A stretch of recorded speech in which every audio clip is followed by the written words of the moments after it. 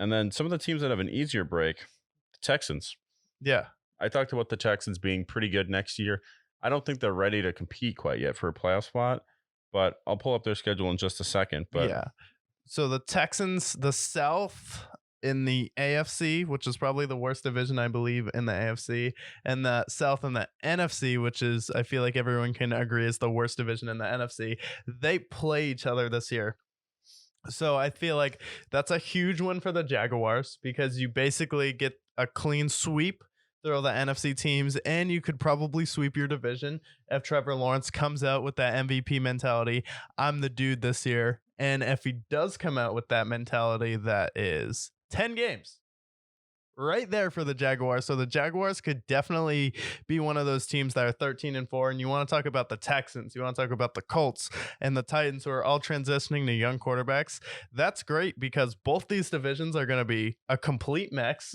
These games are going to be wildly entertaining, probably a lot of bad defense, a lot of bad offense, some errors here and there, but I feel like these will be fun games. But it's cool that the two JV divisions basically of the NFL get to play each other. I think that's good, and it's good for the Falcons. It's good for the Texans, who are both, I feel like, the best young teams trying to start to turn around and make their mark in the NFL. yeah, I would have to agree. So here's the Texans schedule, right? We got the Colts, the Jags, the Steelers, Okay. the Falcons. These are early on. I'm a big fan of the Falcons this year. I'm going to hop on their bandwagon early. Maybe I'm wrong. Maybe I'm right. We'll find out. Yeah. But I think early in the season is when they're starting to, form their identity. I think if you want to face the Falcons, facing them early is going to benefit them. Yeah. Then it's the Saints, the Panthers, the Bucks, oof, Baker Bucks. the Baker Bucks. Yeah. Then you got to face the Bengals. Okay. In Cincinnati, that's probably an L. Then you face the Cardinals at home, the Jags at home, the Broncos at home. Then you go to New York, you face the Jets. Then you face the Titans. Then you face the Browns. Then you face the Titans again. And then you face the Colts to end it. Yeah, if the Texans are what we think we are, I could see them going 9-8.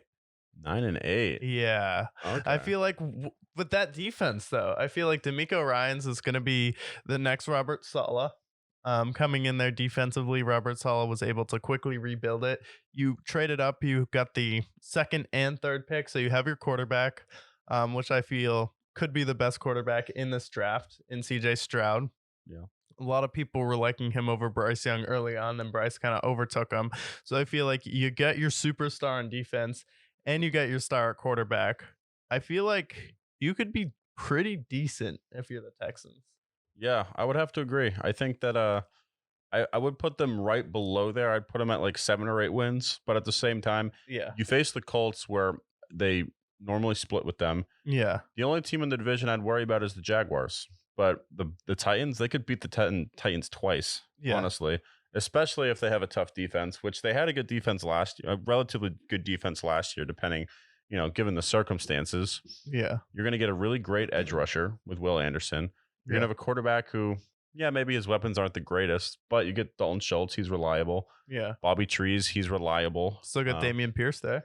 You got Dameon Pierce as well. They also signed Devin Singletary, who's going to be a fine backup to Devin, to Dameon Pierce. Did they really? They did. Yeah. That's funny. Yeah, I went to the Texans. Coming from the team that cut OJ Howard.